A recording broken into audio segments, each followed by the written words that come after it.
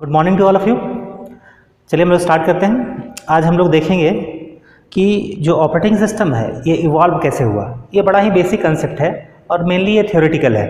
बस आपको जान लेना है कि ये कैसे बढ़ा आगे, क्योंकि बेसिकली आप इससे क्या है ना एक आइडिया लगा पाएंगे कि ऑपरेटिंग सिस्टम का जो इवोल्यूशन कैसे हुआ।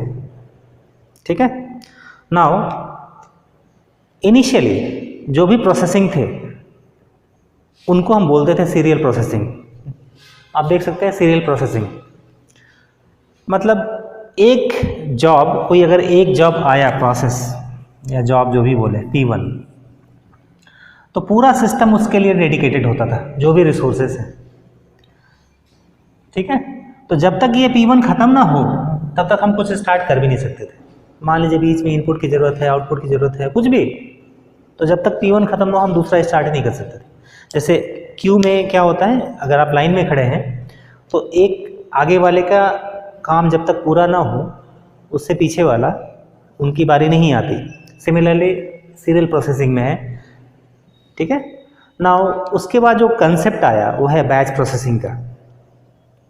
तो वहाँ पे एक मैनुअल ऑपरेटर की रिक्वायरमेंट होती थी। ऑपरेटर क्या करता था, सिमिलर टाइप के रिक्वायरमेंट वाले जॉब को वो एक जगह ग्रुप बनाता था, बैच। जैसे आप बोलते हैं ना आपका बीटेक का बैच है, 12-15 का बैच, 17-20 का बैच। उसको बैच क्यों बोलते हैं? क्योंकि आपके बैच में मतलब आपके क्लास में जितने भी लोग हैं, स्टूडेंट्स हैं, उनका सारा रिक्वायरमेंट एक ही एग्ज़ाम देते हैं, उनको सभी एक क्वेश्चन पेपर मिलता है।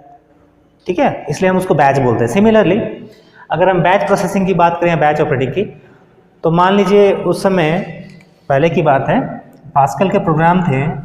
एक पास्कल का प्रोग्राम है, दूसरा सी का है, ठीक है, फिर एक फोर्ट्रान का प्रोग्राम है, अगेन पास्कल का है, ठीक है, अगेन सी का है। तो अगर आप पास्कल का प्रोग्राम पहले रन करवाएं, उसके बाद सी का प्रोग्राम रन करवाने जाएं, तो पूरा जो सेटअप है वो बदलना पड़ता था। फिर अगेन फोर्ट्रान का प्रोग्राम आया तो पूरा सेटअप बंद। फिर पास्कल का आया, अब इस पास्कल का रिक्वायरमेंट तो ऐसा ही है, लेकिन फिर भी ये सेटअप बदल चुका था। तो क्या करता था बैच ऑपरेटिंग सिस्टम में, सिमिलर रिक्वायरमेंट टाइप के जॉब्स को एक साथ वो जमा करता था और एक साथ वो एग्जीक्यूट कराता था। ठीक है। तो ये हुआ बैच ऑपरेटिंग सिस्टम।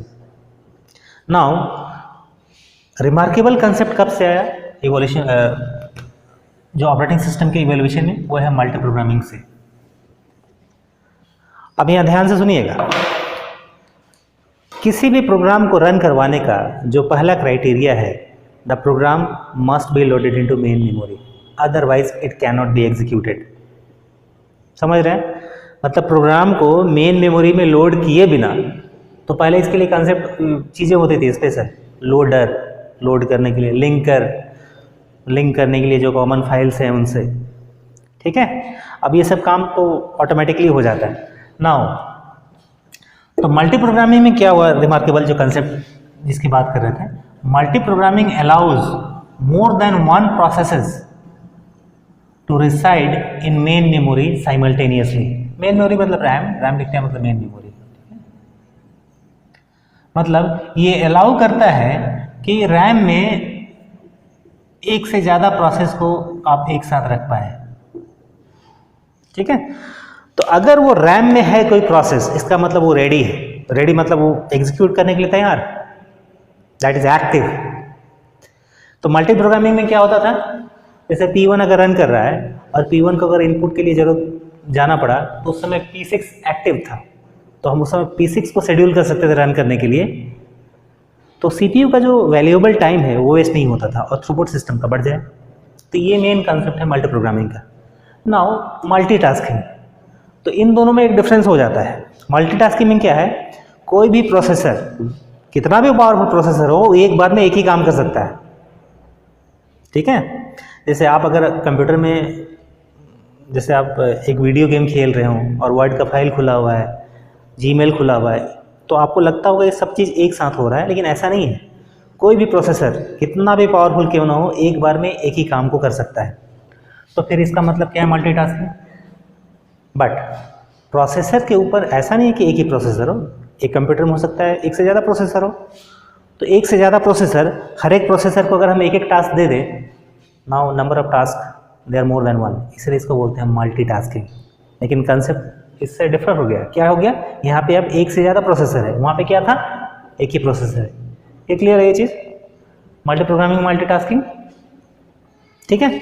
उसी तरह से ऐसे सारे बहुत सारे ऑपरेटिंग सिस्टम क्लासिफिकेशन आपको मिलेंगे, उसमें से एक ये जो है रियल टाइम ऑपरेटिंग सिस्टम, ठीक है, क्योंकि ये प्रायोरिटी एल्गोरिथम में आपको काम आने वाला है, इसलिए यहाँ पर बता देते हैं। इनको दो कैटेगरी में हम लोग डिवाइड करते हैं, एक हार्ड रियल टाइम, एक soft real time. Real time operating system है जो, जैसे आप ATC की बात करें, एयर ट्रैफिक कंट्रोल, ठीक है, तो ये रियल सिनेरियो पे काम करता है, एकदम अप टू डेट। जैसे कोई प्लेन जा रही है जाने वाली, तो उसका रूट जो है चार्ट होना पहले ही डिसाइड हो जाता है, उसके बाद वो किसी को नहीं मिलता।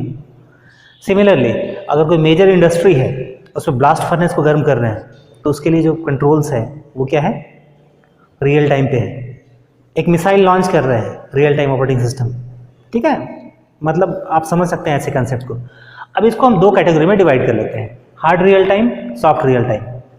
तो हार्ड रियल टाइम है, मतलब आप पर्टिकुलर प्रोसेस का एक डेडलाइन डिसाइड करते हैं कि उतने तक में हो जाए, और उतने तक में नहीं हुआ इसका मतलब आपका सिस्टम फेल हो गया, ठीक है।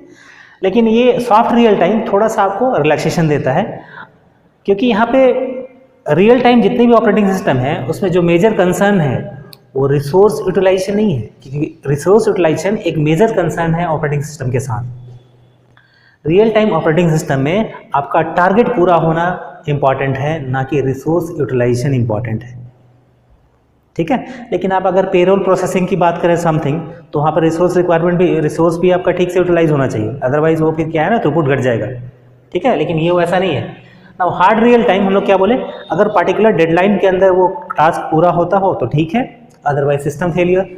लेकिन अगर सॉफ्ट रियल टाइम की बात करें तो वो डेडलाइन तो है, लेकिन अगर वो डेडलाइन को मिस कर जाए तो बाकी जितने प्रोसेसेस उस समय सिस्टम में है उनमें सबसे ज़्यादा प्रायोरिटी उसको मिलेगा जो प्रोसेस रन कर रहा था।